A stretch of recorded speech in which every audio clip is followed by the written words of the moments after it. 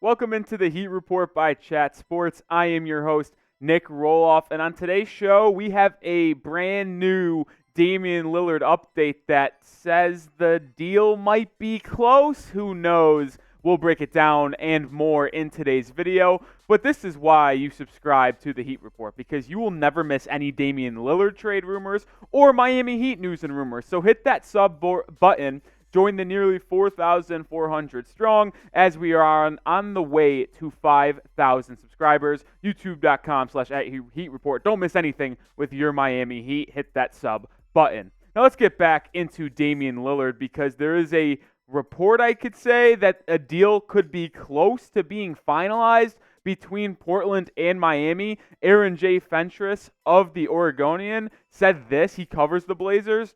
If Portland can come out of this with 4 firsts, at least 1, if not 2, young talents in salary filler, that should get it done. I'm told that right now Heat has 3 firsts, Herro, filler, and maybe a young player already, willing to go with that. I'm told it's pretty close. And this is pretty intriguing to me, because if Aaron J. Fentress is locked into the Blazers, which he is, and he has real sources inside that organization, and he's saying that it's close, that the framework that Portland wants and Miami is willing to offer is semi there, then why is Shams, Woj not reporting this? And Barry Jackson of the Miami Herald said that the Blazers have not really cooperated with the Miami Heat in negotiations thus far. So it's kind of conflicting reports from Miami side, from Portland side, from the big national guys as well. It's kind of hard to decipher where negotiations actually are with the Miami Heat. And I kind of understand the negotiation tactics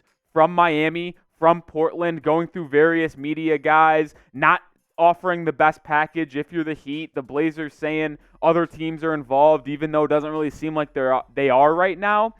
I will say this. I truly believe if the Heat wanted this deal to be done by now, it would absolutely be done.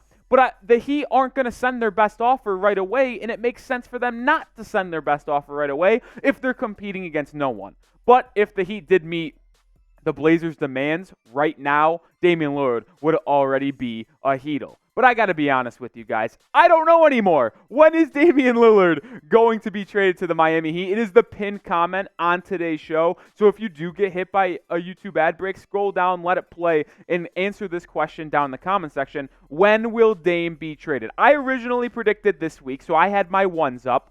But doesn't seem like that is going to be the case. Type 1 if you do think it's going to be this week, 2 for next week, or 3 for other. This might drag out for a while. But I'm starting to think it is going to be a long time until Damian Lillard gets traded. I thought it would be up in point this weekend because everyone is in Las Vegas for the Summer League. A lot of negotiations go down. So I was under the assumption they might be able to get a deal done this week, but it doesn't seem like that is even possible. And this might bleed into August. This might bleed all the way into September, which would be a nightmare scenario for your Miami Heat. But Aaron J. Fentress also had this to say about Damian Lillard. Why do you think this is such a holdup right now? Is Cronin just trying to play tough, or does Cronin have a legitimate reason to not really sit down with Miami and hammer this out, which is what I'm told is going on? Cronin's not being proactive with Miami. And I got one question for Joe Cronin, the Blazers GM.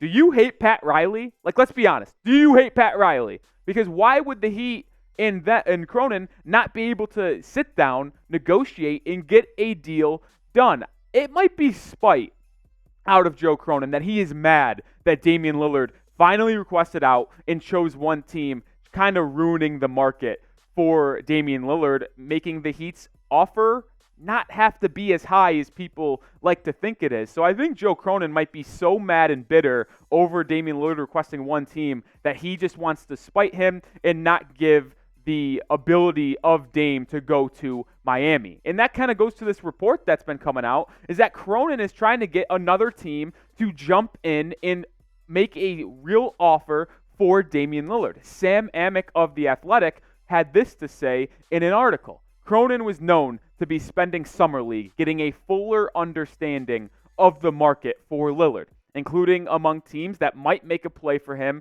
despite his well-known Miami wishes. And I kind of just echoed the sentiment a little bit. What the Blazers are trying to signal or get other teams to jump in and make a offer, make a trade for Damian Lillard. Because like I just said, Cronin doesn't want to send him to Miami or doesn't want to send him to the Heat for the current package Pat Riley in that front office is offering, which makes sense. If the Heat are lowballing them, I get the Blazers do not want to accept that offer and not get a good return on arguably the best Blazer of all time, a top 20 player and a top 5 point guard in the NBA. It makes sense, but I think it reeks of desperation as well. Cronin's going to other teams, basically begging them, the Celtics, the Clippers, the Jazz, trying to get them to offer something to make Miami's price point go up. To this point, though, it has not worked. But I'll ask you this. Do you still have faith in Damian Lillard coming to the 305, being traded to the Miami Heat? Type Y for yes, type N for no. Let me know in the comment section. And I'm typing my Ys. I still think he's going to be a Heatle, but let me know if you guys have lost faith or not. I do want to talk about Miami Heat's trade assets as we go in to the rest of this video. And these are your 4 guys outside of draft picks that are the best players for the Heat when it comes to trade talks. You've got Tyler Herro, the guard that averaged just 20 points per game at 23 years of age. Caleb Martin, who just almost won Eastern Conference Finals MVP at age 27. Nikola Jovic, age 20, the 27th pick in last year's draft class. And then the 18th selection in the 2023 NBA draft, Jaime Jaquez Jr., age 22. And let's look at their numbers based off college for Jaquez and last season for the other 3. Herro put up 20.1 points per game, shooting 43.9% from the field and 37.8% from 3. He wasn't able to play in the postseason, unfortunately, breaking that hand, and it was kind of a bummer not to see what he could do in a postseason run for Miami, but a 23-year-old who can absolutely light it up on the stat sheet. He just needs to work on that isolation game and get better defensively. That's kind of why he is wanting to get moved to upgrade this roster. You've got Caleb Martin, who's coming off an excellent season, shooting well from 3, scoring 9.6 points per game. You got Nikola Jovic, who didn't really play, only played in 15 games last season, put up 5.5 when he did play, spent most of the year in the G League, and had a back issue that kept him out as well. And then Jaquez Jr. absolutely balled in UCLA for the Bruins, 18 points per night, leading that team to I think they were number 2 seed in March Madness.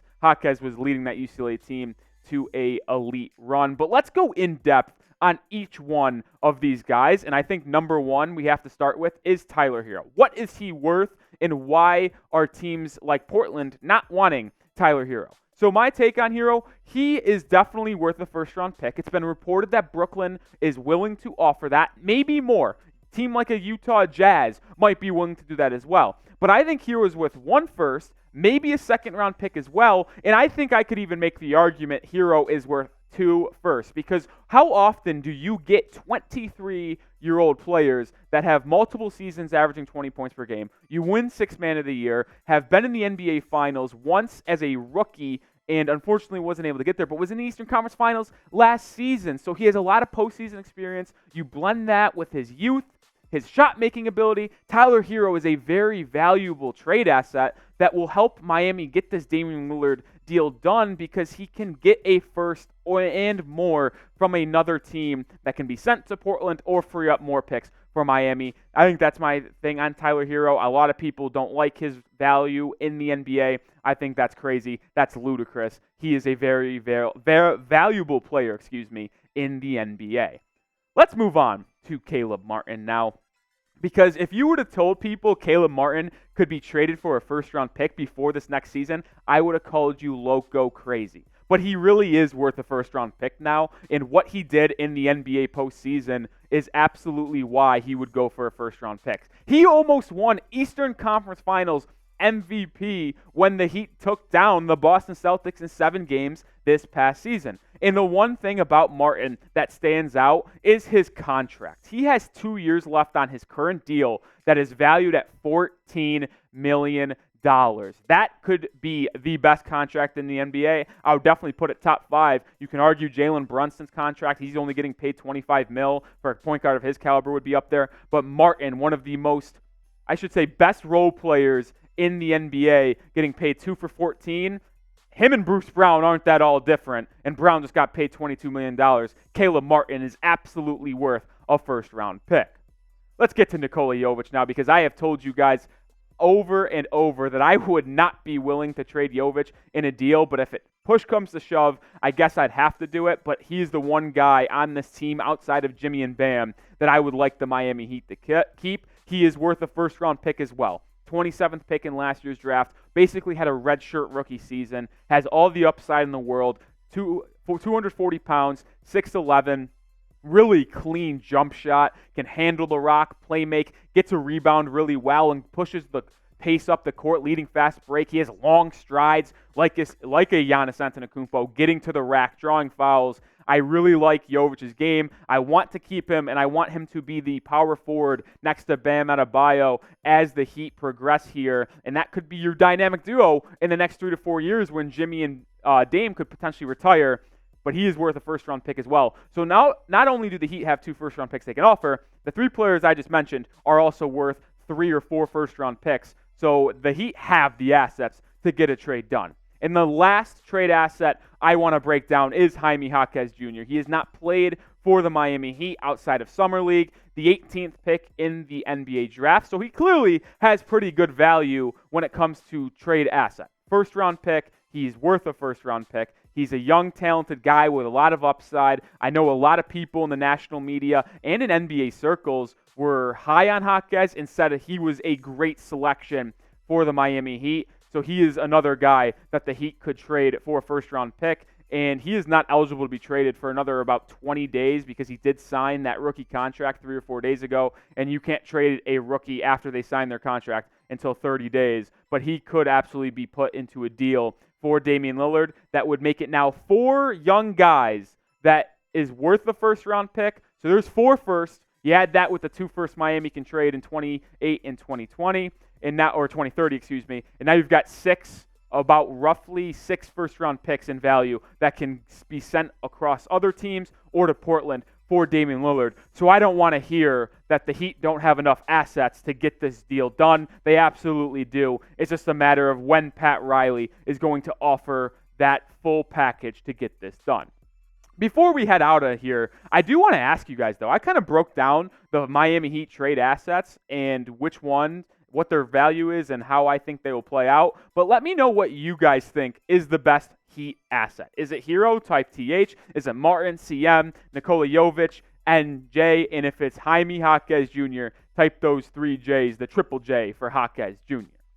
That's going to do it for today's show. Thanks for tuning in and staying throughout the entire video. We are breaking down Miami Heat news and rumors all offseason long about Damian Lillard, about other free agency players leading up to this NBA season where the Heat are going to try to win an NBA title. So if you want to join us along that ride this upcoming year, hit that sub button and go Heat because we need that title.